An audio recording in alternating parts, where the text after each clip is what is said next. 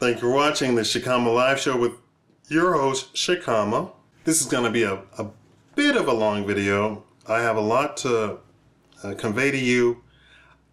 This is for the real conspiracy theorists out there, the people who honestly believe that our government is hiding something from the population.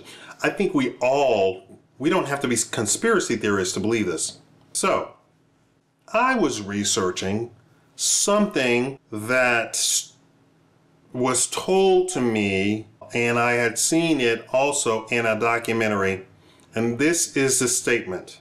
The statement is, I was told that the inventor of the stealth bomber on his deathbed said that everything you see on TV, everything that you see in the movies, everything that you can possibly imagine right now as far as sci-fi, science fiction, futuristic sort of inventions have all already been invented.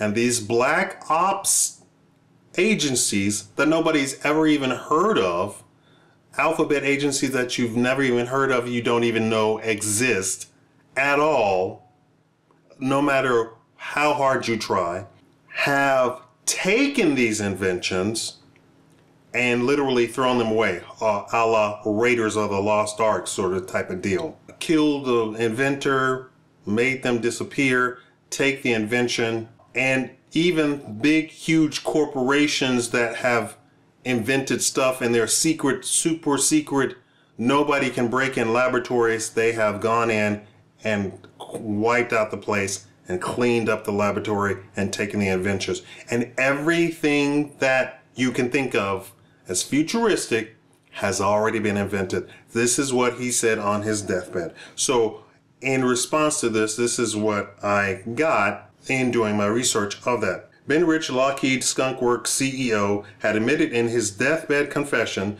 that extraterrestrial UFO visitors are real and U.S. military travel to stars. According to an article published in May 2010 issue of the Mufon UFO Journal, Ben Rich, the father of the stealth fighter bomber and former head of Lockheed Skunk Works, once let out information about extraterrestrial UFO visitors are real and U.S. military travel to stars. What he said might be new to many people today, but he revealed the information before his death in January 1995. His statement helped give credence to reports that the U.S. military has flying vehicles that mimic alien craft. The article was written by Tom Keller, an aerospace engineer who has worked as a computer systems analyst for NASA's Jet Propulsion Laboratory. Nugget 1. Inside the Skunk Works, Lockheed's secret research and development entity, we were a small, intensely cohesive group consisting of about 50 veteran engineers and designers and 100 or so expert machinists and shop workers. Our forte was building a small number of very technologically advanced airplanes for highly secret missions. Nugget 2.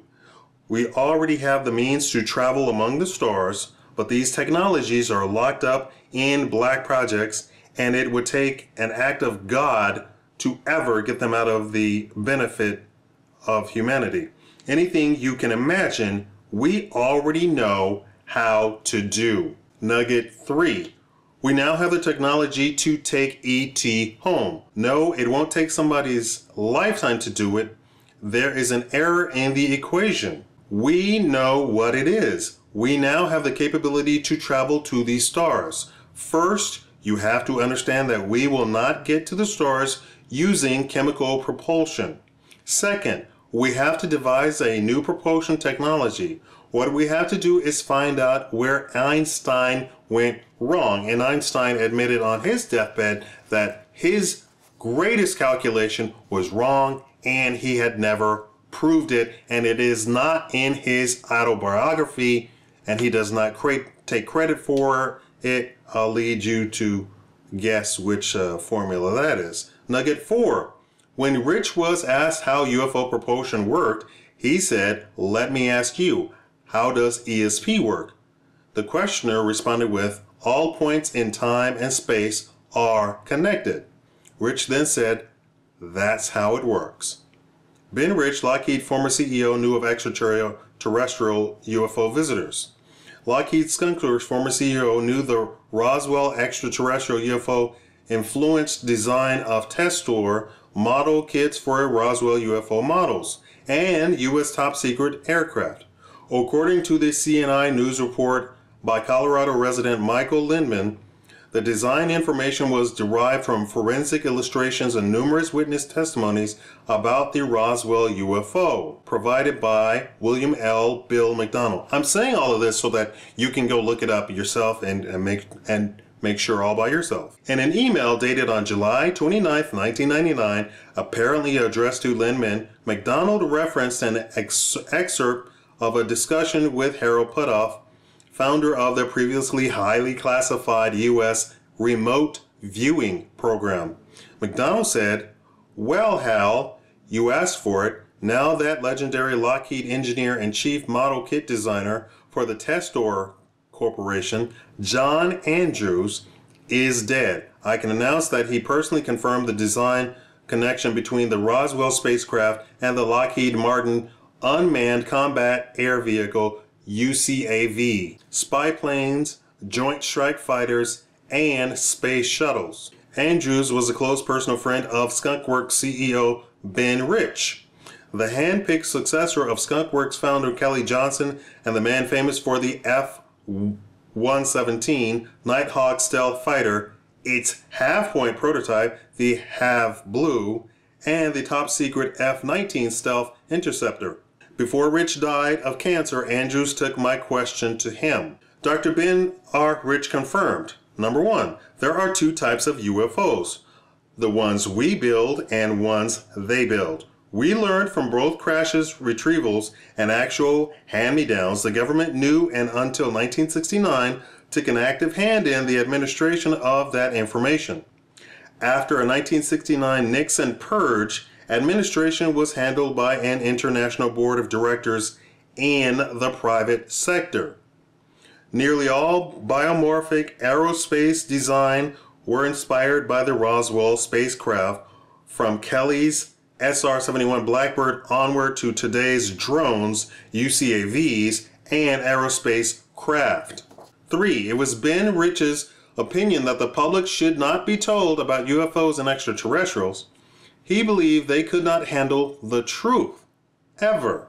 Only in the last month of his decline did he begin to feel that the International Corporate Board of Directors dealing with the subject could represent a bigger problem to citizens' personal freedoms under the United States Constitution than the presence of off-world visitors themselves. Lindman added that Bill McDonald received the above information from Andrews from 1994 until their last phone call near Christmas in 1998. Lindman also noted, it should also be known that Dr. Ben R. Rich attended the Public Aerospace Designers and Engineers Conference in 1993 before his illness overwhelmed him, in which he stated, in the presence of Mufon Orange County Section Director Jan Harzan and many others, that we, i.e. the U.S. Aerospace Community Military Industrial Complex, had in its possession the technology to take us to the stars. See the complete letter from John Andrews and the handwritten reply from Dr. Ben R. Rich. Hear more revealing testimony from Disclosure Project whistleblowers. NASA cannot deny secrets discovered by UK hacker Gary McKinnon and many astronauts if it expects full funding from the Obama White House administration. Another Lockheed Skunk Works engineer, U.S. Air Force, and CIA contractor admitted, UFO are real. Don Phillips, these UFOs are huge and they would just come to a stop and do a 60-degree, 45-degree, 10-degree turn and then immediately reverse this action. During the Apollo landing, Neil Armstrong says, they're here. Go look it up. They're right over there, and look at the size of those ships. And it is obvious they don't like us being here. When I was working with the Skunk Works with Kelly Johnson, we signed an agreement with the government to keep very quiet about this. Anti-gravitational research was going. We know that there were some captured craft from 1947 in Roswell. They were real. And yes, we really did get some technology from them. And yes, we really did put it to work. We knew each other from what we call unseen industry. We term it black, deep black, or hidden. The knowledge I have of these technologies came from the craft that were captured here. I didn't see the craft, nor did I see the bodies, but I certainly know some of the people that did. There was no question that there are beings from outside the planet.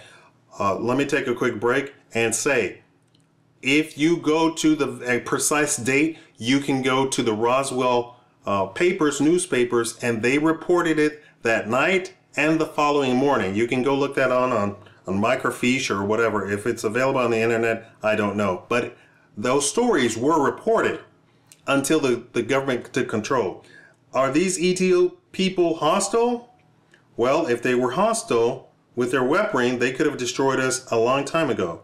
We got these things that are handheld scanners that scan the body and determine what the condition is. We can also treat from the same scanner. I can tell you personally that we've been working on them, and we have ones that can diagnose and cure cancer. One of the purposes I had for founding my technology corporation in 1998 was to bring forth these technologies that can clean the air and can help get rid of the toxins and help get rid of the need for so much fossil fuel. Yes, it is time. I can tell you personally that it has already started. Pages 375 and 383. Disclosure, military and government. Above testimony of Don Phillips matches with what Ben Rich told William L. Bill McDonald. In past, we had posted about UFO landing in front of former U.S. President Eisenhower at Holloman Air Force Base, and how U.S. States Representatives confirmed that U.S. President Eisenhower met aliens. We had also reported about Eisenhower's great-granddaughter claim too, in which she exposed her attempted recruitment into a secret Mars colony project. In recent confessions from UK, France, China admitted that UFO are real and of extraterrestrial origin. And NASA, in its own continuous disclosure style, informed the world that they had found few more new Earth-sized planets. All above incidents and individual testimony clearly showed that we are not alone, never were, actually. Look everything up, rewind the recording, rewind the video, jot down the names, jot down the dates and times and everything and the people involved, their titles, what agencies they were in, and you could do your own research. But I've given you a brief introduction that this information is true at its core. And notice that Dr. Rich said he found it much more threatening and fearful that this international body is a threat to the United States Constitution more so than any aliens are. Thank you for watching the Shikama Live Show. Leave a comment below.